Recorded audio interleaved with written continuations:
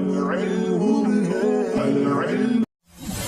القرآن يوحدنا لطريق الخير يوجهنا الله تعالى أنزله ورسول الله بسم الله الرحمن الرحیم. قاعدہ: واو فاعل مصدر کی بر وزن فعل باشد بیفتد وعین کسرہ یا بد، مگر در مفتوح العین گاہے فتح دہن و تا عوض در آخر و افزایند، چو عدتن و زینتن و ساعتن کہ دراصل وعدن وزن وسع بود. قاعدہ: واو فاعل مصدر کی بر وزن فعل باشد بیفتد، یعنی ایسے مصدر کی فا کلمے کا واو جو مصدر فعل کے وزن پر ہو گر جاتا ہے، وعین کسرہ یا بد، اور عین کلمہ کسرہ پاتا ہے، مگر در مفتوح العین گاہے فتح دہن، مگر مضارع مفتوح العین ہونے کی صورت میں کبھی مصدر کے عین کلمے کو فتح دیا جاتا ہے، وتا عوض در آخر بیفزایند، اور دونوں صورتوں کے اندر واو کے عوض آخر میں تا بڑھا دیتے ہیں، چون عدتن و زینتن و ساعتن کہ دراصل وعدن وزن وسع بود، جیسے عدتن زینتن ساعتن جو اصل میں بعدن وزن اور وسع تھے. یہ 26 قواعد میں سے دوسرا قاعدہ ہے، اور اس قاعدہ کا خلاصہ یہ ہے کہ ہر وہ مصدر جو فعل کے وزن پر ہو اور اس کے فا کلمے کے مقابلے میں واو واقع ہو تو اس واو کو حذف کر کے عین کلمے کو کسرہ دینا،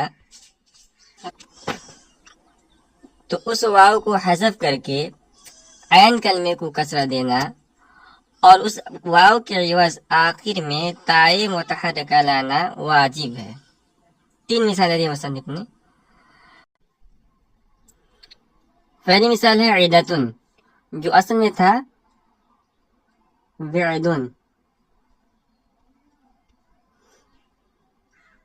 اب اس کے اندر اب غور کیجئے، یہ بعدن یہ فعلن کے وزن پر ہے، اور اس کا جو فا کلمہ ہے، اب اس کا جو مادہ نکالیں گے تو نکلے گا واو عین اور دال.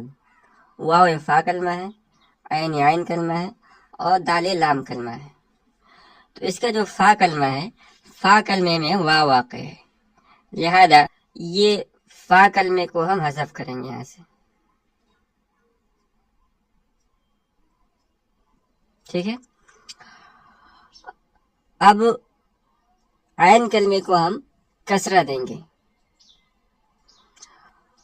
اور اس فا کلمے کے عوض میں آخر میں ہم تائے متحرکہ ما قبل مفتوح لے کر آئیں گے، تو ہو جائے گا عیدتن.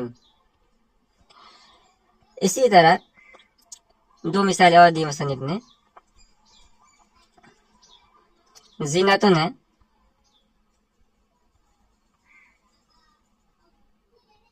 یہ اصل میں تھا وزنون. اس کے اندر بھی اسی قاعدے کے تحت تعلیل کی گیا ہے. تو وزنون بھی یہ فعل کے وزن پر ہے، لہذا سب سے پہلے ہم کریں گے کہ واو کو ہم جو کہ فا کلمہ ہے اس کو ہم حذف کر دیں گے، اور اس کے بعد جو عین کلمہ ہے، عین کلمہ اس میں ہے زا، یہ عین کلمہ ہے، اس کو ہم کسرہ دیں گے، اور فا کلمے کے عوض میں تائے متحرکہ ما قبل مفتوح لے کے آئیں گے تو ہو جائے گا زینتن. مصنف فرماتے ہیں کہ اگر اس مصدر کا مضارع مفتوح العین ہو تو اس صورت میں مصدر کے اندر واو کو حذف کرنے کے بعد عین کلمے کو فتح بھی دیا جا سکتا ہے. اور جو تیسری مثال مصنف نے دی ہے ساعتن، یہ اسی کی مثال ہے. تو ساعتن اصل میں کیا تھا؟ اصل میں تھا وسعن، وسن چونکہ فعلن کے وزن پر ہے اس لیے سب سے پہلے ہم نے واو کو حذف کیا، اور اس کے بعد جو سین ہے وہ ہے عین کلمہ، اس کو ہم نے فتحہ دے دیا بجائے کسرہ کے،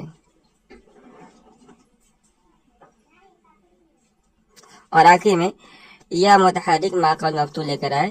قاعدہ: واو ساکین غیر مدغم بعد کسرہ یا شود چو میعادن نہ اجلی وازن، ویائے ساکین غیر مدغم بعد ضمہ واو شود چو موسر نہ مجسن، والف بعد ضمہ واو شود چو قوتل، وبعد کسرہ یا چو محاریب۔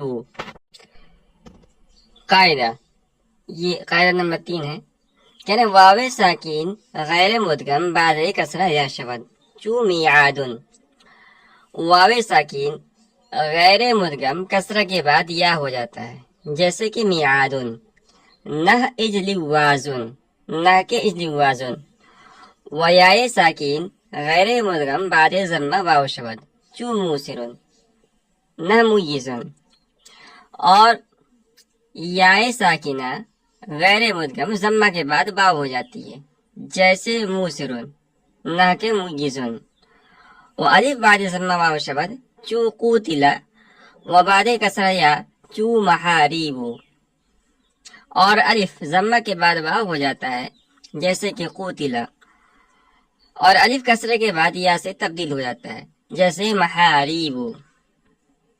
یہ معطل کے قواعد میں سے قاعدہ نمبر 3 ہے، اور اس کو میعاد موسر قوتل والا قاعدہ کہا جاتا ہے، یا واو الف اور یا والا قاعدہ بھی کہا دیا جاتا ہے۔ اور اس قاعدے کے 3 جز ہیں، ایک واو کے لیے، ایک یا کے لیے، اور ایک الف کے لیے۔ قاعدے کا پہلا جز یہ ہے کہ جب واو ساکین غیر مدغم، واو ساکین ہو اور ادغام نہ ہو، تو جب واو ساکین غیر مدغم کسرہ کے بعد واقع ہو تو اس کو یا سے تبدیل کرنا واجب ہے، جیسے میعادن۔ تو میعادن اصل میں کیا تھا؟ اصل میں تھا میوعادن۔ اب اس میں یہ واو ساکین ہے، واو ساکین ہے، غیر مدغم ہے اور کسرے کے بعد واقع ہے، لہذا اس واو کو یا سے بدلنا واجب ہے۔ مصنف فرماتے ہیں کہ یہ قاعدہ اجلی وازن کے اندر جاری نہیں ہوگا، یعنی اجلی وازن کے اندر واو کو یا سے نہیں بدلا جائے گا، حالانکہ اس کے اندر بھی واو ساکین ہے اور کسرے کے بعد واقع ہے، اور اس کی وجہ یہ ہے کہ اس میں واو مدغم ہے، حالانکہ قاعدے کی ایک شرط یہ بھی تھی کہ واو غیر مدغم ہو۔ قاعدے کا دوسرا جز یہ ہے کہ جب یا ساکین غیر مدغم ضمہ کے بعد واقع ہو تو اس کو واو سے تبدیل کرنا واجب ہے، جیسے موسرن، یہ اصل میں تھا مویسرن، اس میں یا ساکین ہے اور ضمے کے بعد واقع ہے، لہذا اس یا کو واو سے بدل لیا جائے گا۔ مصنف فرماتے ہیں کہ یہ قاعدہ میزن کے اندر جاری نہیں ہوگا، اور اس کی وجہ یہ ہے کہ اس میں بھی اگرچہ یا ساکین ہے اور ضمہ کے بعد واقع ہے لیکن اس میں یا یہ مدغم ہے، حالانکہ قاعدے کی شرط یہ بھی تھی کہ یا غیر مدغم ہونا چاہیے۔ قاعدے کا تیسرا جز یہ ہے کہ جب الف ضمہ کے بعد واقع ہو تو اس کو واو سے تبدیل کرنا، اور اگر کسرہ کے بعد واقع ہو تو اس کو یا سے تبدیل کرنا واجب ہے، جیسے قوتل۔ قوتل یہ باب مفعولہ سے ماضی مجہول کا صیغہ ہے۔ اب اس کا جو ماضی معروف تھا نا، ماضی مجہول ماضی معروف سے بنتا ہے، وہ تھا قاتل۔ اب جب نے اسے ماضی مجہول بنانا شروع کیا اور قاعدے کے موافق ہم نے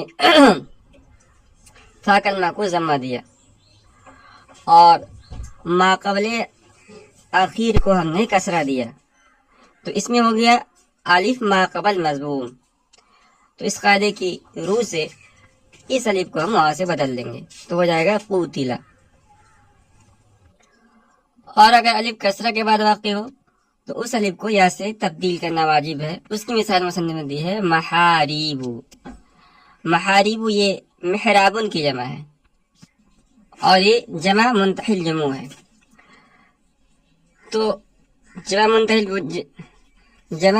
جمع بنانے کا قاعدہ یہ ہے کہ پہلے دونوں حرفوں کو فتحہ دیا جاتا ہے. اس کے بعد تیسری جگہ پر جمع منتحل جمع کی علامت لے کر آئیں گے الف اقصا. اس کے بعد مفرد مکبر میں 3 حرف باقی تھے، ان میں سے پہلے حرف یعنی را کو کسرہ دیا. کیونکہ قاعدہ ہے کہ الف جمع لانے کے بعد اگر مفرد میں 3 حرف باقی ہوں تو ان میں سے پہلے کو کسرہ دیا جاتا ہے.